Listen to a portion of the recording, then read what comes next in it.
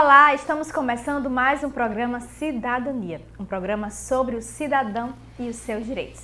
Você que nos acompanha toda quinta-feira, às 7 horas da noite, já sabe que nós estamos aqui para levar até você informação sobre os mais variados temas, mas também abordando aspectos jurídicos para deixar você, cidadão, cada vez mais bem informado dos seus direitos e dos seus deveres. Nós lembramos que o Cidadania é exibido aqui na TV Câmara Mossoró, através da grade da TCM no canal 23.2 e também da grade Telecab no canal 2. Nós estamos esperando a sua participação, entre em contato conosco através do nosso Instagram, vai aparecer aqui na sua tela, para que você possa compartilhar de algumas sugestões ou até mesmo alguns convidados que vocês querem ver aqui, conversando, debatendo um pouco com a gente. Bom, e eu já passo aqui para o meu companheiro Adalto Vasconcelos, que nessa temporada está aqui comigo, debatendo e levando informação para você. Adalto, hoje vamos fugir um pouco do jurídico, né, hoje?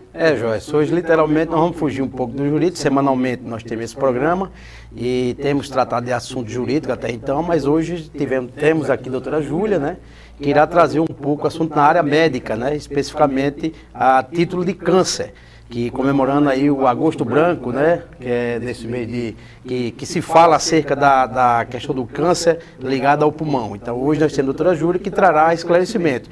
Fugimos do foco, na verdade, do assunto jurídico, mas o foco de esclarecimento ao povo, ao telespectador, hoje nós temos a doutora Júlia que fará esse trabalho juntamente conosco.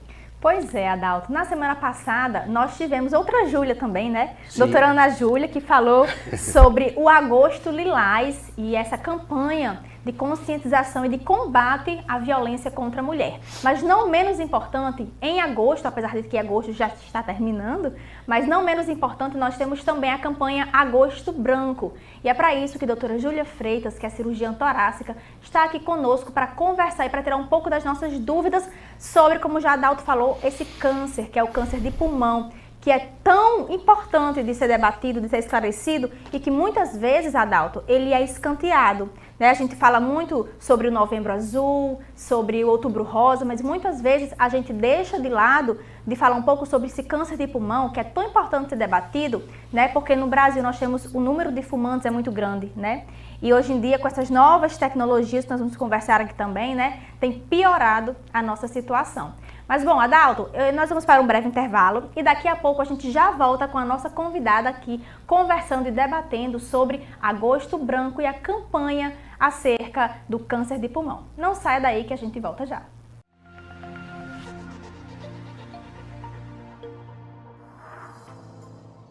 O Programa de Gestão Estratégica e Transformação do Estado, Transforma-Gov, tem por objetivo simplificar e modernizar a gestão estratégica da administração pública federal. Com uma gestão mais simples, mais moderna e, portanto, mais rápida e eficiente, o governo federal espera economizar recursos e fortalecer a entrega de serviços e políticas públicas à sociedade. Para tanto, a equipe do Transforma-Gov se une à equipe de gestão estratégica dos órgãos da administração pública federal. Juntas, essas equipes realizam um diagnóstico do órgão e identificam suas necessidades de simplificação e modernização administrativa. Esse diagnóstico abrange 5 áreas: governança e gestão estratégica, serviços aos cidadãos, processos, arranjos institucionais e estruturas organizacionais e gestão de pessoas. A partir desse diagnóstico, o órgão e o Ministério da Economia pactuam um plano de gestão estratégica e transformação institucional. Por meio desse plano, o Ministério da Economia apoia a implementação de medidas de eficiência administrativa, bem como de soluções digitais, capazes de tornar a gestão do órgão mais simples, moderna, econômica e eficiente.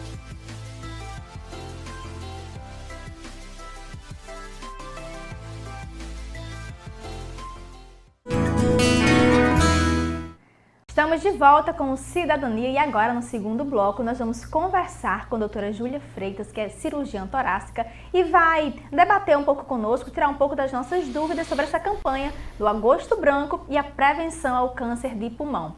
Não é isso, Adalto? Sim, para finalizar, para iniciar o nosso bate-papo, doutora Júlia, como nós tratamos no bloco anterior, nós gostaríamos que esclarecesse o que é essa campanha Agosto Branco, qual a finalidade, o que ela visa alertar, o que é a campanha propriamente dito. Sem dúvida. Primeiro, obrigada pelo convite. Boa noite a todos, né? O programa é à noite. É um prazer estar aqui. Eu sei que vocês falam mais sobre direito, mas eu acho que é uma campanha desse porte merece ser levada aos 4 ventos. O Agosto Branco é extremamente menosprezado, como você falou, Joyce. Até porque, até esse ano, nós não tínhamos como fazer uma campanha. Porque a gente não tinha um exame para fazer triagem de câncer de pulmão, que aqui no Brasil pudesse ser utilizado. A primeira vez que a gente está sendo autorizado a fazer triagem para câncer de pulmão é esse ano. Agora, no começo de agosto, as sociedades se reuniram e elaboraram o primeiro consenso brasileiro de triagem para câncer de pulmão. E é isso que é o Agosto Branco. Serve para a gente orientar e conscientizar a população sobre os malefícios do cigarro, que a gente sabe que é a principal causa do câncer de pulmão, mas também sobre os riscos de ter câncer de pulmão envolvidos em outras atividades, como, por exemplo, o paciente que tem histórico familiar de câncer de pulmão de primeiro grau, o paciente que tem exposição ocupacional a uma fumaça da castanha, a queima do carvão. Então, esses pacientes também têm um risco aumentado para câncer de pulmão. E a nossa ideia, esse é o primeiro ano que a gente consegue fazer a campanha do Agosto Branco, né, aqui da camisa, é justamente levar informação à população e tentar combater o tabagismo, que é a principal causa. Se a gente conseguisse reduzir o número de tabagistas no nosso dia a dia, a gente ia reduzir muito o câncer de pulmão, sem dúvida nenhuma. E aí o interessante, Joyce e doutora Júlia, campanhas dessa natureza que visam, na verdade, alertar a população, né, dos riscos, na verdade, que traz um problema desse no que diz respeito ao câncer de pulmão. E a doutora Júlia citou agora, ela fala que assim, mas o tabagismo, ele está em primeiro lugar, um índice grande acerca de fumantes que tem ocasionado problema de câncer de pulmão. Mas existem outras situações que muitas das vezes as pessoas do dia a dia não se percebem que estão adquirindo um problema para o seu pulmão. Advindo de outras situações, como por exemplo, ela citou, quem lida com castanha, quem trabalha na zona rural com queima, com carvão. Por exemplo, eu digo isso porque eu tive um parente próximo que, no ato da velhice, já no ato do seu tratamento, foi diagnosticado que ele tinha um problema de pulmão, só que ele nunca tinha fumado. E aí foram investigar e seria proveniente de algo dessa natureza, contato com fumaças, contato com carvão. E assim, como ele era ligado à zona rural, realmente, tinha feito trabalho dessa natureza, não imaginava que um trabalho realizado naquele momento ia gerar um problema futuro. Que ali, é como eu digo, ali é uma situação do dia a dia corriqueiro do trabalho dele, que na cabeça de muitos especial, porque o tabagismo, ele tem sido, na verdade, o ponto crucial na vida das pessoas, na vida daqueles que fumam. Mas existem outras situações, como o caso do passivo, por exemplo. Quem convive com uma pessoa que fuma é possível também que se tenha. Então, assim, que se tenha muito cuidado. Por isso daí a natureza, uma campanha dessa, né, que vem alertar. E, assim, é importante esclarecer cada vez mais ao povo o que é o problema, qual na verdade, a finalidade e o que pode ser feito para minorar as situações, né? Para você ter ideia, sim, o câncer de pulmão é o que mais mata no mundo todo. Não é só aqui no Brasil, não é uma realidade nossa, é uma realidade mundial. Nós já temos décadas tentando combater esse câncer de pulmão. Melhoramos tecnologia na medicina de todas as formas, mas nós não conseguimos reduzir a mortalidade por câncer de pulmão. Você reduziu por mama, por próstata, estômago, mas pulmão a gente não consegue diminuir. A única forma que a gente percebeu que consegue realmente ter uma redução desse índice é quando a gente corta o cigarro. O Brasil está de parabéns, tem campanhas gigantescas justamente para evitar o uso. A gente mudou a capa da propaganda do cigarro, a gente impediu a propaganda em televisão, a gente proibiu que artistas famosos fizessem aquela propaganda, né, que também incentivava muito o uso. Mas isso não foi suficiente. A gente teve uma redução no número de tabagistas, mas isso não reduziu a mortalidade. Isso é uma coisa que angustia muito quem lida com câncer de pulmão. Como é que eu vou fazer para pegar esse paciente no início? Como é que eu vou ofertar uma chance a ele, né? E por isso que a triagem é tão importante, por isso que uma tomografia, que hoje, depois do Covid, todo mundo sabe o que é uma tomografia, né? É tão importante. Ela permitiu que a gente descobrisse esses pacientes no início. Não só de câncer de pulmão, a gente sabe que o cigarro causa inúmeras outras doenças. Então você permite que o paciente descubra um infarto, que vai ter um AVC, que vai ter um infarto, que tem uma doença arterial grave e possa ser tratado e não morra disso, né? Essas outras substâncias, a gente sabe que até a própria poluição que a gente se expõe causa câncer de pulmão, aumenta o risco, o tabagismo passivo, a queima. Às vezes você está trabalhando ali na agricultura e você não percebe aquelas queimadas de cerâmica, de carvão, o paciente não percebe que aquilo tem um risco para você. E o risco é muito alto, sem dúvida nenhuma, também. Mas o grande vilão, que é o que a gente precisa focar, é o cigarro. Doutora Júlia, você falou, por exemplo, que o câncer de pulmão é o que mais mata no mundo. Se a gente for falar a título mais local, a título de Brasil, a gente poderia comparar com se a gente fizesse uma lista. Em que colocação ele estaria? O câncer de pulmão é o terceiro câncer mais diagnosticado no mundo e consegue ser o primeiro da taxa de mortalidade em homens e o segundo em mulheres. E se a gente pudesse definir o que é o câncer de pulmão? A gente sabe de forma geral o que é o câncer, mas se você pudesse definir para as pessoas que estão nos assistindo o que é o câncer de pulmão, como você falaria? Bom, vamos lá. O que é o câncer para começar? O câncer é quando alguma célula apresenta um defeito e começa a se multiplicar. Então aquilo começa a sair do controle do organismo, controle normal. As células da gente têm um ciclo de vida. Elas têm uma durabilidade e morrem e aquilo vai sendo um ciclo ao longo da nossa vida. Quando uma delas tem defeito, ao invés de morrer, elas começam a crescer. E é isso que vira o tumor. No câncer de pulmão, como isso acontece? Quando você fuma, além da nicotina, que é o que causa a dependência, você inala mais de 800 substâncias diferentes. 60 delas a gente já conseguiu provar que são carcinogênicas, então que podem levar ao câncer. Essas substâncias, quando você inala, vai parar lá na célulazinha do seu pulmão e essa célula começa a se replicar com defeito. Defeito esse que começa a crescer e vai formando o tumor. Então, o câncer de pulmão é esse tumor que cresce lá no seu pulmão devido a um defeito na mutação da célula que foi exposta a uma substância que não deveria ter sido. E aí eu vejo outra preocupação, doutora Júlia, até o que a gente tem acompanhado, alguns médicos mencionando, na mídia propriamente, que esse índice de câncer de pulmão ele tem crescido muito, realmente, como a senhora já esclareceu aqui.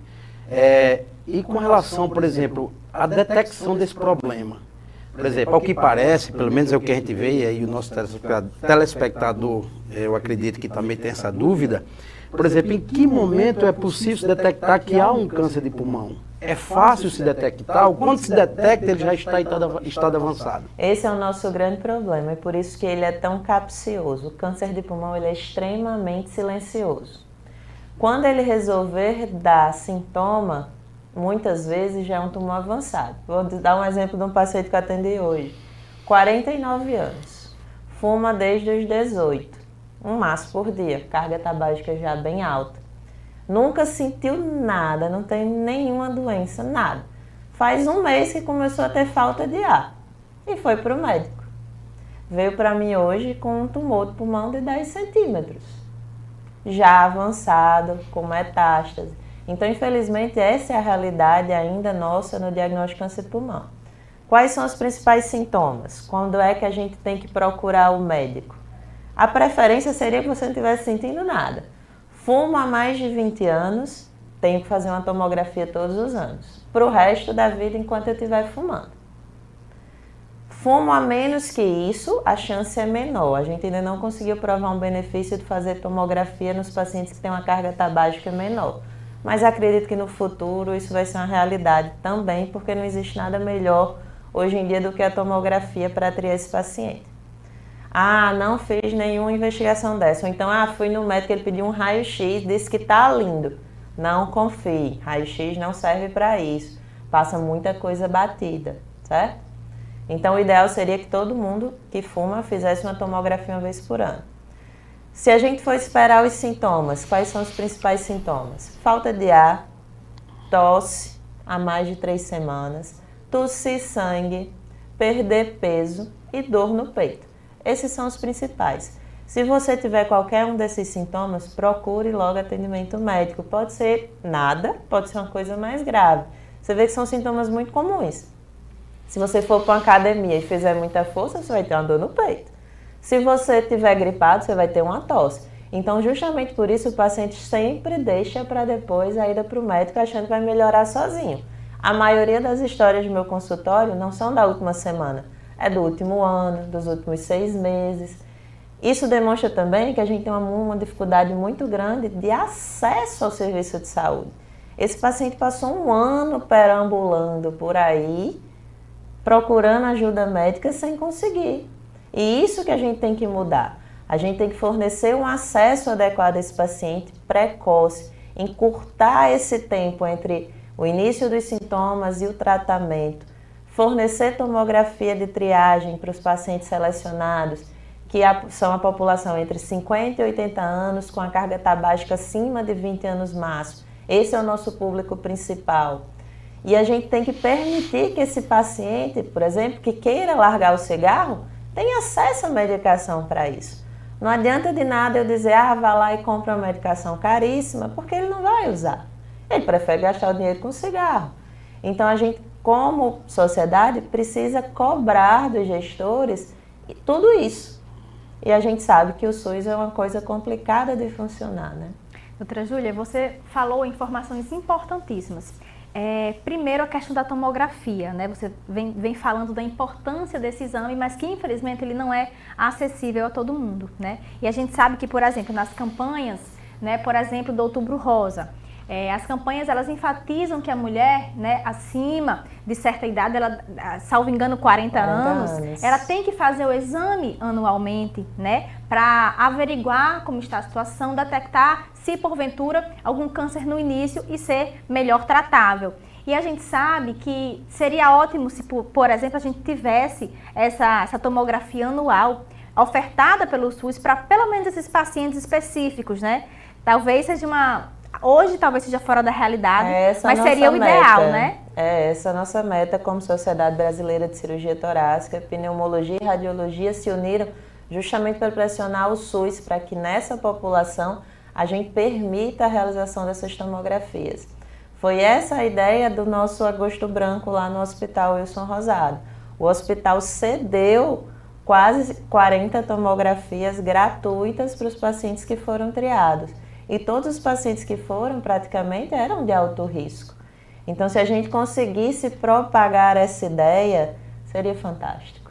Pois é. Isso demonstra que, por exemplo, sempre que você vê que os médicos orientam, é exatamente esse caráter preventivo. Claro, as precauções elas têm que existir para determinados fatores, mas que a prevenção sempre é o melhor remédio antes que chegue a uma gravidade maior, né? Sem dúvida nenhuma. Até fiz um stories antes justamente sobre isso. Ontem foi o Dia Nacional de Combate ao Tabagismo, 29 de agosto, né?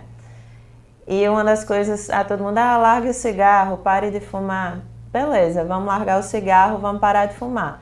Essa é uma medida pública fantástica, mas dê acesso ao paciente. Isso. É muito bonito fazer campanha, mas se você não está funcionando o seu serviço de prevenção e combate ao tabagismo, de que adianta você ir fazer campanha? Então a gente precisa estruturar o nosso serviço de saúde para poder isso funcionar. Combater hipertensão, diabetes, obesidade e o tabagismo vai mudar a vida da sua população, sem dúvida nenhuma. Pois é, e até mesmo falando em políticas públicas, quando a gente trabalha na raiz do problema, a gente evita gastos, né? Em termos governamentais mesmo, a prevenção ela evita gastos de tratamento para esses pacientes, né? Bom, mas, doutora Júlia, a gente vai fazer aqui um breve intervalo e daqui a pouco a gente volta conversando mais sobre esse tema. Nosso segundo bloco está acabando, mas fique aí que a gente volta já. Oi, eu sou a Amor, a Associação de Pais e Amigos dos Autistas e TDAH de Mossoró e região. Mas você também pode me remeter ao sentimento, que por sinal, aqui não falta, sempre sobra. E por sonhar com um mundo melhor, com uma sociedade mais informada, inclusiva e tolerante, há 5 anos eu nasci. Eu digo que é de suma importância, né, termos uma entidade como essa, né, para receber, para acolher, né, essas famílias, né, que já vêm com inúmeras dificuldades, né, desde da descoberta do laudo, né, do diagnóstico, né, do seu filho ou sua filha, e todo o tratamento, né, que aí vai se deparar. Então, a associação está justamente para dar esse suporte. Então, por isso, essa é a nossa luta enquanto associação, enquanto cidadão, enquanto pai e hoje enquanto representante, né, da associação, com toda uma equipe que fazem parte né, dessa diretoria, os próprios associados que somam conosco para que possamos, né, buscar, né, fazer a inclusão, né, porque políticas públicas é inclusão, né, quando não há políticas públicas, com certeza famílias estão sem ter acesso ao serviço de saúde de qualidade. Por aqui a gente brinca, se diverte e compartilha muitas experiências. Por isso acabamos nos tornando uma grande rede de apoio e suporte. Assim, então a associação tem o intuito mesmo de buscar políticas públicas para beneficiar essas crianças e adolescentes. A associação também busca apoiar as famílias, né, porque assim, quando se recebe um diagnóstico, muitas famílias ficam em choque, né? Então assim, e nós enquanto grupo, a gente dá apoio uns aos outros e isso fortalece muito, né? E a importância da associação é muito grande, porque é esse grupo de apoio. O autismo é uma característica, assim como tem pessoas louras, tem pessoas... Então, se você recebeu o diagnóstico de autismo ou TDAH, não hesite em nos procurar. Estamos de braços abertos e com muitas histórias incríveis que com certeza vão te ajudar. Assim, as pessoas que têm autismo podem viver uma vida normal, ser o que elas quiserem, conseguir o que a pessoa quiser. E para mim foi muito bom ter entrado na associação, porque são muitas experiências trocadas com outras mães, foi muito bom. Dicas, tudo que ajuda, né? Vocês mães que receberam o diagnóstico agora, estão se sentindo sozinhas, vocês não estão sozinhas. Tem o grupo da Amor, da associação, estamos aqui para acolher todas essas mães que não sabem o que fazer, que estão desesperadas, né? Não se desespere, a Amor está aqui para dar amor para vocês.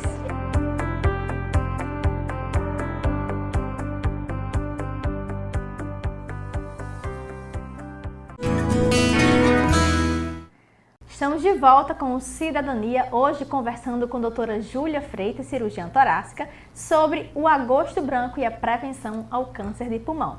A doutora Júlia falava no bloco anterior acerca dos sintomas, né? Que inicialmente o câncer de pulmão ele é bem silencioso e quando ele vem a apresentar sintomas, ele já está provavelmente numa fase bem avançada, né? Por exemplo, tosse, falta de ar, dor no peito, e ela inclusive enfatizou que são sintomas inclusive comuns a muitas outras doenças. Principalmente, às vezes, uma ansiedade, né? Pode dar aquela dor no peito, aquela falta de ar. Então, assim, é muito importante que a gente não deixe passar os sintomas, né, Adalto? Por mais simples que ele seja. A doutora Júlia enfatizou que pode ser algo de fácil resolução, mas pode ser também um sintoma, por exemplo, de um câncer de pulmão, né? E que já está em fase avançada. E por mais que sejam outras doenças de fácil resolução, é importante buscar sempre um profissional de saúde para que possa averiguar e ajudar então. Doutora Júlia, nós falávamos no bloco anterior um pouco sobre os custos, né? Até trazendo um pouco para essa questão governamental, políticas públicas, a gente sabe que a prevenção ela é mais barata do que o tratamento. Tem até um ditado popular, né, que diz é melhor prevenir do que remediar, isso mesmo, né? Sem dúvida. A gente diz assim, a tomografia é cara, a medicação para cessar o tabagismo é cara. Quando você para fazer a conta do custo de uma cirurgia, de 2 anos de quimioterapia, radioterapia, múltiplas intercorrências e internações, segunda linha de químio, imunoterapia, aí você vê o custo como é caro. Então, se a gente diagnostica um câncer de pulmão no início, o grande papel é o meu, cirurgião. O paciente tem taxa de cura de 95% a 100%. Imagina, você tem um câncer que ia te matar rapidinho e você está curado depois de 5 anos. Isso é fantástico. Quando a gente diagnostica tardio, o papel do cirurgião diminui. Ele vai fechar um diagnóstico, mas o tratamento passa a ser baseado em quimio e radioterapia. E a gente sabe que no SUS a gente não consegue oferecer o que há de mais moderno, que é a famosa imunoterapia que vem mudando a história do paciente com câncer. Então, a quimio e a radioterapia já tem um custo alto. Quando a gente parte para a imunoterapia, o custo fica absurdo. Para você ter ideia, tem imunoterápico que a gente precisa usar uma vez por mês durante 1 ano, que cada aplicação custa R$30 mil. Para quê? Para lhe manter vivo tendo um câncer avançado de pulmão. Então, como política pública, vir de trás para frente é muito mais caro. Se a gente conseguisse fazer aquele paciente ter largado o cigarro lá atrás, ou até nem ter começado a fumar lá na escola com aquela prevenção, não usar o vape, não usar o cigarro, não experimentar, ter um hábito de vida saudável, talvez se a gente tivesse interferido lá atrás na vida do paciente, a gente não estaria onde a gente está hoje. É verdade. E aí, por isso, como é interessante uma campanha dessa natureza, como tem várias campanhas. Eu digo isso, eu estou puxando um gancho, no que diz respeito ao caráter de preventivo, né? Prevenção. Por exemplo, nós temos a campanha de acidente de trânsito, sempre campanha de agosto branco, temos campanha de agosto lilás, de agosto, de dezembro, de novembro, mas essas campanhas, na verdade, ela vem com a finalidade de alertar, e eu acho que o ponto principal, Joyce e doutora Júlia, é exatamente fazer com que essas pessoas se conscientizem cada vez mais do que tem que ser feito, do que tem que ser, do que não tem que se fazer, para exatamente não chegar ao ponto de ter um custo maior, de trazer um custo maior ao Estado, ou mesmo um custo maior à própria pessoa, quando tem que se utilizar, por exemplo, algo de forma privada, né? Então, assim, sempre vai ser a melhor solução, o caráter preventivo e, sobretudo, as precauções que cada um tem que tomar em relação aos seus atos do dia a dia. Como, por exemplo, que a doutora Júlia acaba de citar, evitar de fumar, porque você sabe que, na verdade, naquele momento em si, principalmente na juventude, a gente vê com frequência, a turma acha o máximo, sabe, entrar naquela coisa, porque é legal, porque a turma está também e tudo mais, mas não sabe as consequências futuras. Eu digo isso porque isso a gente trata do assunto especificamente do câncer pulmão, mas eu falo em relação ao alcoolismo, a bebida, por exemplo, também, que é muito legal, você chegar no final de semana, cervejinha, é bom, aquele negócio de mas o excesso sempre vai lhe trazer um problema. E é exatamente isso, doutora Júlia, quis nos trazer agora, que são esses cuidados e essas precauções, esses caras preventivos, que muitas vezes vai evitar que você chegue ao hospital e tenha um custo altíssimo, seja para o Estado ou mesmo para você, né? Isso é uma coisa que a gente tem que prestar muita atenção. Eu, como mãe, é uma coisa que mexe muito comigo, é a história da experimentação. A maioria dos pacientes eu pergunto, mas você fuma? Desde que idade? A grande maioria começou adolescente. Então, a história de começar a acender o cigarro para o pai, para o avô, para o tio, dos colegas incentivarem, isso é sim o gatilho para a manutenção do vício. E outra coisa que eu sempre pergunto é, você já tentou parar de fumar? A maioria diz que sim e que não conseguiu. Por quê? Porque tentou parar de fumar sozinho. Parar de fumar sozinho é muito difícil. Você precisa de ajuda. A terceira pergunta que eu sempre faço, você sabia que cigarro causa câncer? E a resposta é sempre as mesmas. Sabia. Você sabe que uma coisa vai lhe matar e você continua usando. É difícil isso, né, de aceitar. Muitas vezes eu paro, penso e fico matutando que se lá atrás o pai não tivesse dado o cigarro para ele acender, ele não tinha chegado nisso aí. E agora, nos últimos 5 anos, a gente está vendo muito vape. Além do cigarro, além da bebida, além das drogas, a gente tem o danado do vaping que veio para ficar. É a nossa próxima grande pandemia. Podem anotar o que eu estou dizendo, porque está todo mundo de todas as sociedades brasileiras preocupadas e mundiais, porque a gente não sabe onde isso vai parar. O vaping está começando cedo, a experimentação, a dependência e as doenças. Você vê que paciente de 18, 20 anos, dependente de oxigênio, com pneumotórax, numa UTI, por conta de um cigarro eletrônico que ele começou a usar 6 meses atrás. Então, o risco dele existe. O vaping não é inofensivo, o vaping tem nicotina, o vaping tem mais de 2.000 substâncias carcinogênicas. Isso não vai acabar bem para ninguém que usa. Então, a gente como mãe, você é mãe, eu sou mãe, a Dal também, tem que estar de olho. O vaping passa muito batido. Eu sei que quando a gente era adolescente, deve ter passado pela fase de experimentação. Todo mundo tem direito. Mas não vá no vaping. A chance de vício é muito alta. Então, pelo pouco que a gente pode conhecer, né, se comparado ao cigarro, né, o vape, que é uma tecnologia, né, um cigarro eletrônico mais recente, vocês já podem constatar que ele é pior que o cigarro em termos de dependência, em termos de prejudicação mesmo do organismo, em pouco tempo? Só para lhe contar a história do vape. O vape foi criado por um japonês para ajudar a largar o cigarro.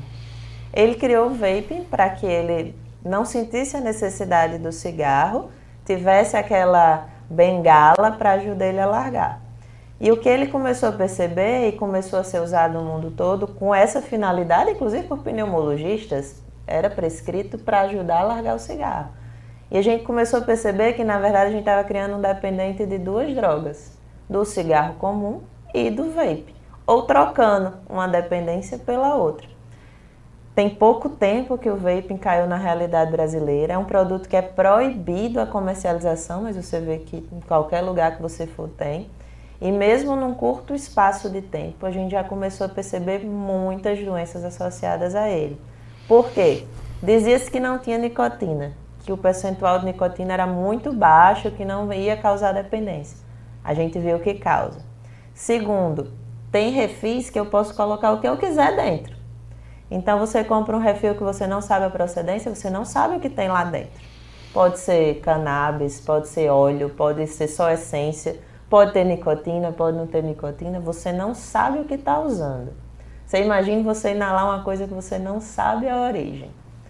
Terceiro, o cigarro a gente sabe que tem mais de 600 substâncias e a gente já provou 60 carcinogênicas. O vape a gente já vai com mais de 800 carcinogênicas. Então a chance dele levar ao surgimento de um câncer realmente é mais alta. Quarto, a temperatura da fumaça que você inala é altíssima. É bem mais alta que o cigarro comum. Então, além de tudo, ele queima a via aérea, que leva à morte celular, que leva aquelas alterações de DNA que podem levar ao câncer. Então, a gente está preocupadíssimo. A gente está com campanhas batendo em cima direto com vaping, porque a gente realmente está vislumbrando uma pandemia em pacientes jovens. Pois é, e só aproveitando um pouco do que vocês comentaram, né? A gente sabe que o adolescente, o jovem, ele realmente gosta de fazer essa experimentação, né? E como a doutora Júlia disse, não há problema em você querer experimentar algo que seja, claro, na nossa sociedade legalizado. Mas você sabe o que faz mal e o que não faz. A gente sabe, nós somos adultos e mesmo o jovem, né? Ele tem noção que aquilo realmente faz mal, né? Então, antes que a pessoa se vicie, antes que você entre nesse mundo, é importante a gente parar e refletir. Eu sei que é difícil às vezes porque você começa ali na roda de amigos, às vezes para ser aceito, você começa a fazer uso, né? Mas é importante que a gente, enquanto pais, enquanto professores, enquanto amigos, a gente alerte, né? Os nossos amigos, os nossos filhos, porque é um caminho sem volta. É um vício, assim como o álcool, tem o alcoolismo, assim como outras drogas, né, ilícitas, que também causam dependência. O cigarro, ele é um vício e para tratar, deve ser tratado realmente como alguém viciado, né? Tem que ter um tratamento específico. Como a doutora Júlia falou, não é só a vontade de querer. Eu acredito que muitas pessoas que nos assistem e que são fumantes já quiseram alguma vez parar de fumar, mas não é fácil. Não é fácil. Não é fácil, não. Eu escutei muitas histórias, sábado foi a nossa campanha, e a gente escutou muitas histórias de tentativas das mais variadas formas e não é fácil. Ninguém está dizendo que vai ser fácil, ninguém está dizendo que vai ser tranquilo. Vai dar trabalho, mas a gente vai conseguir. Tem que tentar mesmo.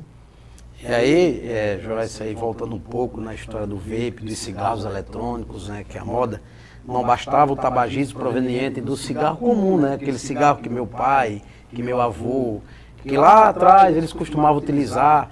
Aí veio modernizando demais, e aí agora a história de uma vape e cigarros eletrônicos, que aí os adolescentes caem de cara nessa jogada, né? Então, sei o que acontece. O que nos choca, na verdade, é escutar depoimento de pessoas dizendo, eu fui em determinado restaurante, ou show, e como é comum você ver adolescente com aquele tipo de cigarro. Eu, certa feita, eu estava jantando. Isso em um ambiente de um restaurante normal, e chegou uma pessoa oferecendo vape, cigarro eletrônico. Eu olhei assim e disse, é tão comum dessa natureza, porque assim, passou a fazer parte da vida das pessoas, principalmente dos adolescentes. E eles não tinham, não sei o que se fazem, quem não sabe, da gravidade que isso ocasiona. A começar, por exemplo, do risco de uma dependência, propriamente dita, né? Porque o tabagismo, na verdade, hoje se for analisar, ele deixou de ser apenas um vício. ele passou a ser um caso de saúde, Isso, de ele doença. incide. Então esse é o problema, entendeu? Então assim, as pessoas não estão se tocando que ali não existe simples dependência, que eu vou submeter um tratamento, vou deixar, ali é um caso de saúde propriamente dito, né? Então assim, é isso que as pessoas têm que analisar mais, acompanhar os seus filhos especificamente. Eu sei que é muito difícil nessa fase da adolescência e a turma quer se inserir no meio de todos, porque para eles ser legal, estar em alta, é estar em conformidade com o que tem na atualidade. A atualidade hoje, infelizmente, se põe isso na mão deles, né? E tem sido um risco para a vida de todos eles. Uma coisa que me chocou, uma dessas minhas saídas aí, foi um pai dando vape ao filho, o vape dele.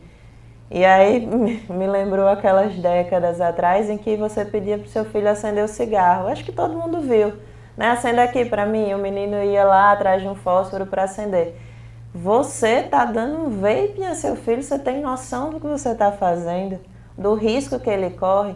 E a gente, assim, muita gente ainda acha que não é nada. A gente vive numa era de fake news, de informações trocadas para todos os lados. E você nota que muitos não querem acreditar no que a gente está dizendo. Só para ficar claro, o vape não vai dar certo. Isso não é bom. Isso é de alto risco. Não ofereça a seu filho. Oriente para ele não usar. Assim como a gente fazia com álcool, a gente faz com cigarro. É a mesma droga, é a mesma ideia. Vai levar à mesma dependência. A gente não pode normalizar o uso do vape. O cigarro foi proibido em público. Não foi proibido no trabalho, no restaurante, no show? Por que a gente não proíbe o vaping também para uso em público? Isso ia ajudar demais a gente. Porque eu acho que o maior incentivo para o uso é justamente essas reuniões de jovens, né, hoje em dia. Pois é. Doutora Júlia, a gente vai fazer um breve intervalo, mas a gente ainda volta no próximo bloco falando um pouco sobre o tratamento do câncer de pulmão. Não saia daí que a gente volta já.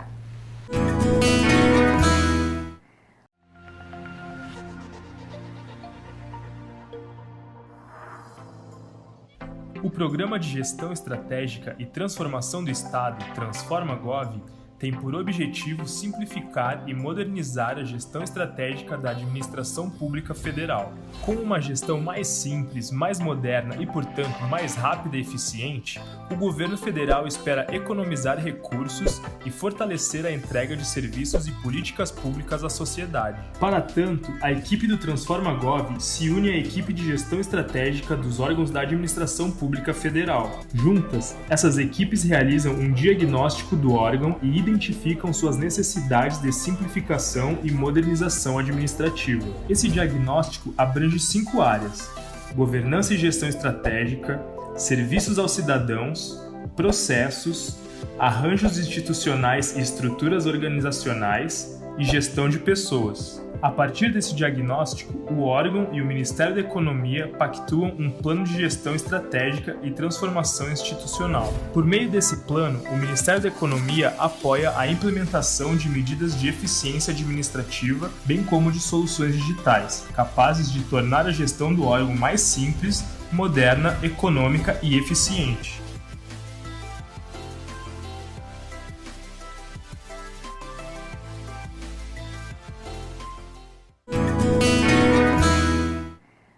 Estamos de volta com o nosso último bloco do Cidadania, mas continuando conversando com a doutora Júlia sobre agosto branco. E agora a gente vai falar um pouco sobre tratamento, né, Adalto? Sim, porque, por exemplo, nós trouxemos até então as preocupações, né, os problemas existentes no que diz respeito ao tabagismo, aos fumantes, aos adolescentes que têm seguido nessa coisa de vape, de cigarro eletrônico, achando que é mil maravilha porque não faz o mesmo efeito que o cigarro comum, mas ele traz essa dependência, esse problema.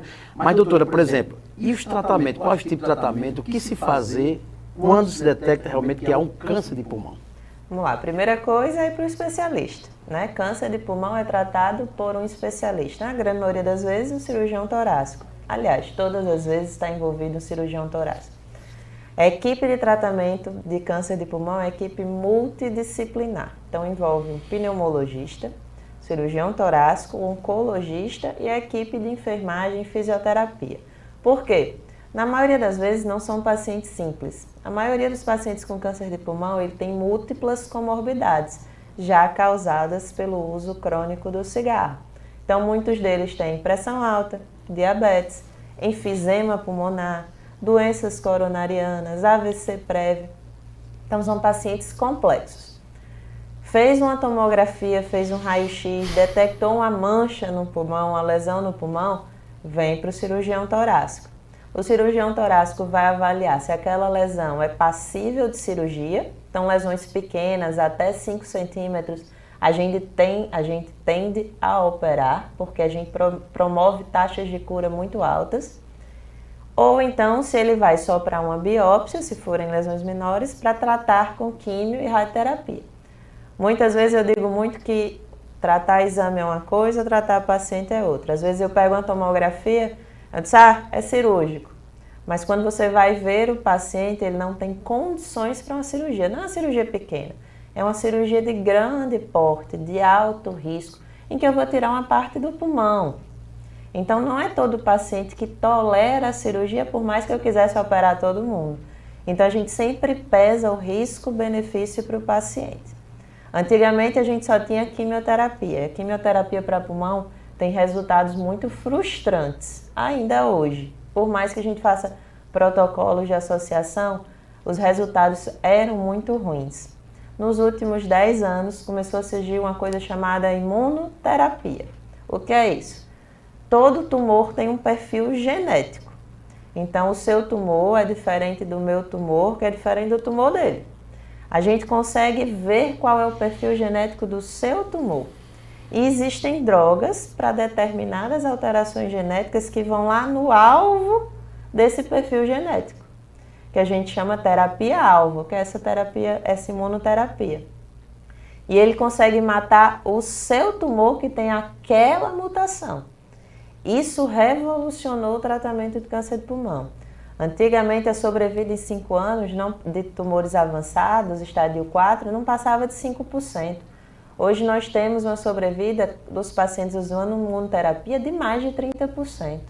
Isso é uma sobrevida muito alta, né? Isso revolucionou a nossa medicina, isso fez com que nossos pacientes tivessem uma nova chance, isso fez com que eles tivessem qualidade de vida, isso fez com que o papel do cirurgião lá na frente voltasse a ter valor, porque às vezes a imunoterapia destrói completamente a lesão. E a gente vai lá para operar a cicatriz, para que ele não precise mais tomar a medicação, que tem um alto custo e altos efeitos colaterais, muitas vezes. Então, a gente vem mudando o perfil dos nossos pacientes, a sobrevida deles, permitindo que eles tenham acesso a uma luz no fim do túnel.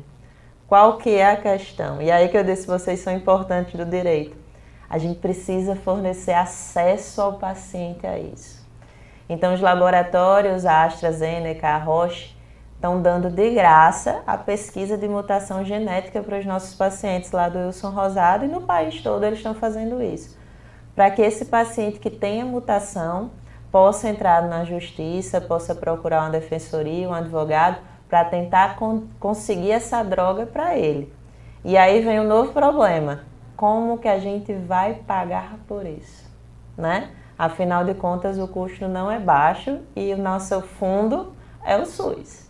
Então, a gente vai ter que ver até onde a gente vai com esses pacientes para permitir o acesso deles a isso.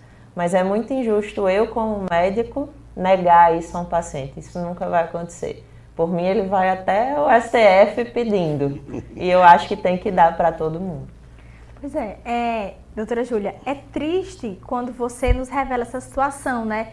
Que muita gente ainda desconhece da importância e da prejudicialidade, né, que traz o cigarro. Embora muitas pessoas saibam, parece que não querem enxergar, né? Parece que porque é uma droga aceita pela sociedade, então a gente vai deixando passar. Mas, doutora Júlia, foi importantíssima a sua vinda aqui, muito esclarecedora, né? E apesar de todas essas dificuldades, né, e do assunto ser tão delicado, mas que bom que pelo menos hoje nós já estamos a um passo à frente do que ontem, né? E graças a profissionais como vocês, né, cirurgiões torácicos que estão aí levantando essa causa para a sociedade, né? Eu ia fazer exatamente esse comentário, Joyce, coincidentemente, e assim, o quanto é gratificante, eu digo mais para o telespectador, para o paciente que está aguardando uma evolução, o paciente está aguardando uma luz no fim do túnel. é saber exatamente que a medicina está evoluindo, né?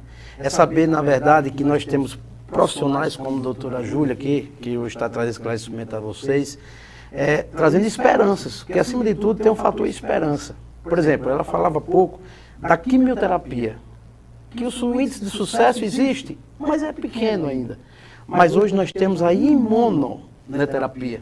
E isso tem sido um avanço, tem sido evoluído, como a doutora Júlia esclareceu, isso aí já deu um passo bem mais adiante. Eu diria que foi um salto, bem a mais do que era a quimioterapia.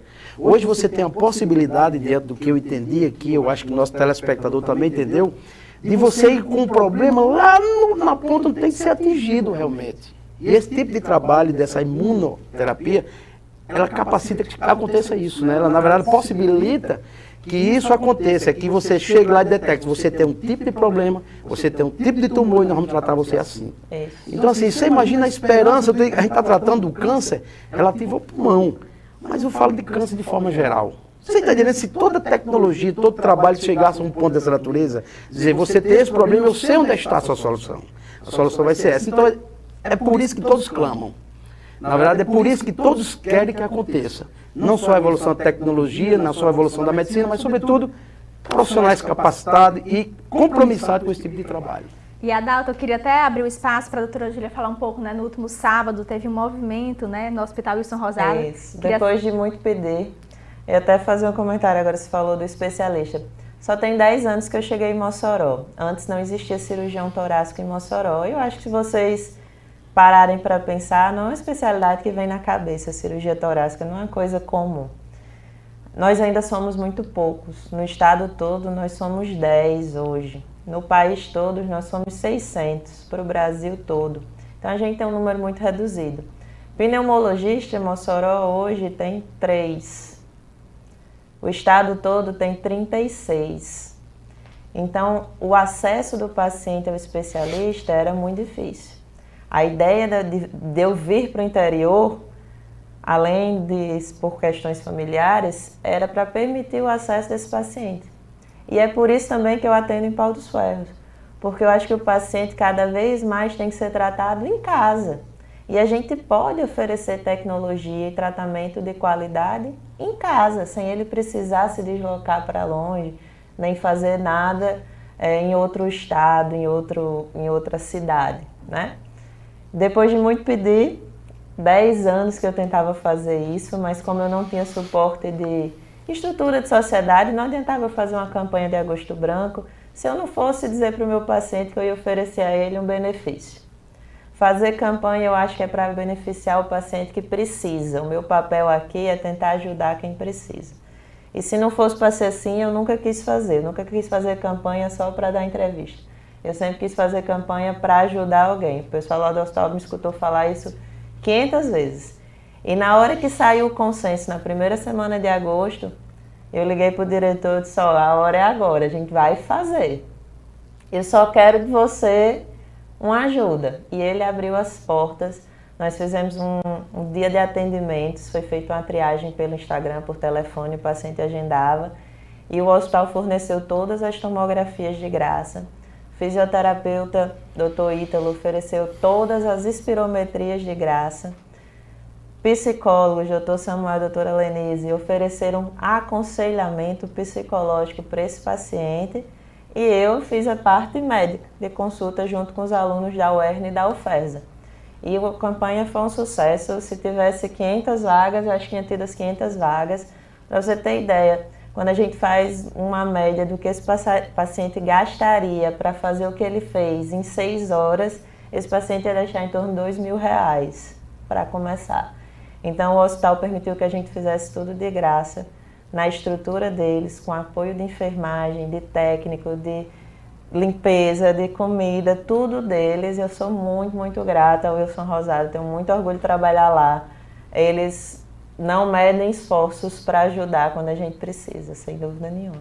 E eu espero que próximo ano a gente faça algo maior, né? Cada vez a gente amplie mais isso, o acesso às pessoas. Que bom. Eu parabenizo, né? O programa parabeniza doutora Júlia, também ao Hospital Wilson Rosado, né? E a todos os profissionais envolvidos que beneficiaram a população, porque é realmente, né, um presente, né, você poder ter acesso a tantos profissionais e a, quem sabe, um diagnóstico precoce. Doutora Júlia, muito obrigada pela sua presença, foi muito esclarecedora, muito importante.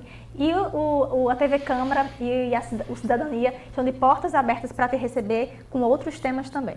Muito obrigada pelo convite, eu estou à disposição. Foi ótimo o bate-papo. Bom, a gente vai agora para o nosso quadro Dicas de Concursos com o professor Pietro Medeiros. Pietro, agora é com você.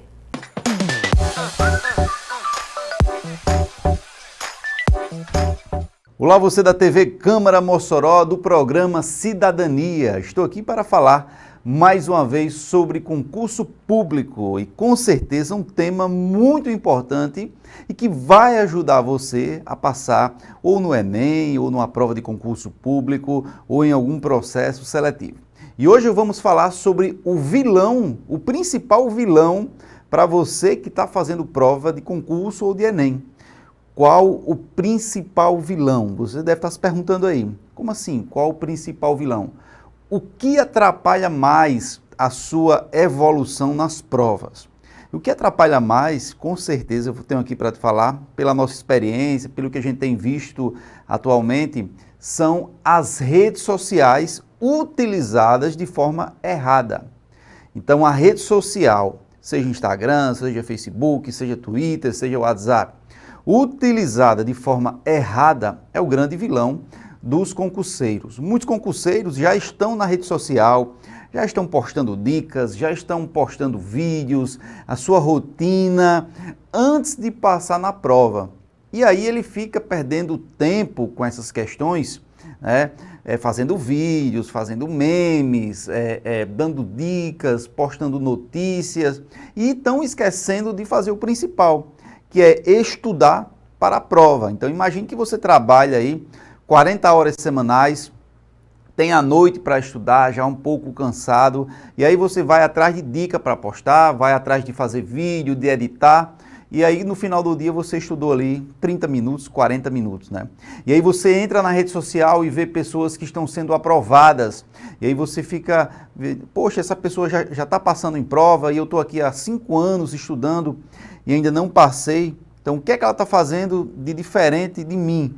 E aí se você fizer uma reflexão, ela está otimizando o tempo dela melhor, ela está com foco na prova, ela está acordando e dormindo pensando na sua prova. Então todo o tempo livre que ela tem, que essa pessoa tem, ela está estudando.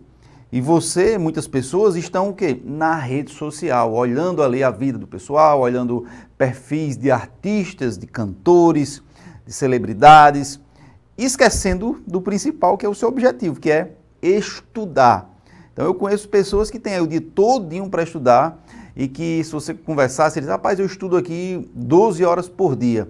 Mas quando você vai olhar, você diz assim, então marca aí no cronômetro, amanhã. Cara, vixe, eu estudei só 3 horas. Por quê? Porque o resto foi todo de rede social, foi todo de futilidade na internet. Então o grande vilão aí, o grande vilão com certeza é a rede social utilizada de forma errada.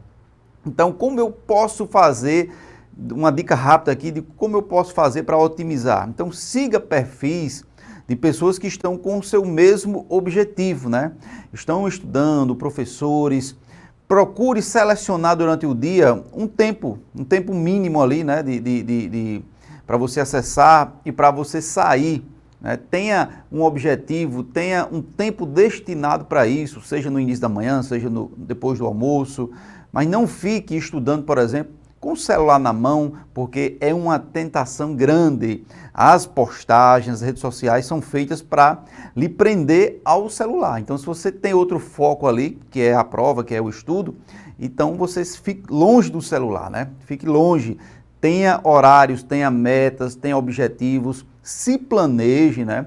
E que com certeza você vai melhorar aí a sua produtividade, tá certo? Então, essa foi a nossa dica da semana relacionada aí a concurso público. Um grande abraço, fiquem com Deus e até a próxima.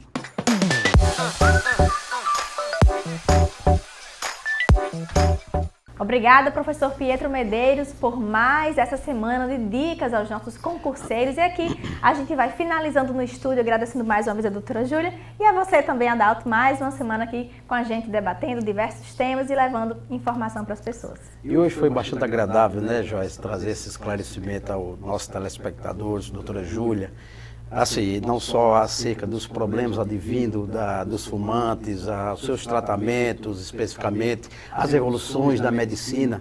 E assim, o que se pôde colher no programa propriamente dito, Joyce e doutora Júlia, é um índice alarmante de problema de câncer de pulmão proveniente do tabagismo.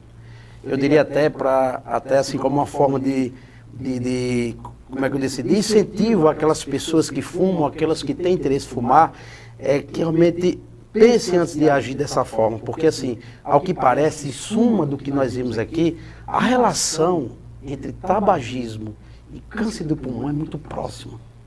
É muito próxima. Porque existem situações adversas fora do tabagismo que ele acontece, mas tenho certeza que os índices são bem menores. Mas com o tabagismo a situação é diferente, né, doutora Júlia? Então assim, eu vi que assim, a proximidade, eu digo assim, o grau de intimidade, eu utilizei essa palavra, entre o tabagismo e o câncer de pulmão é muito grande. Então assim, tomemos cuidado, evitemos, porque eu tenho certeza, doutora Júlia, dentro do âmbito dela, do trabalho dela, o interesse maior dela é tratar.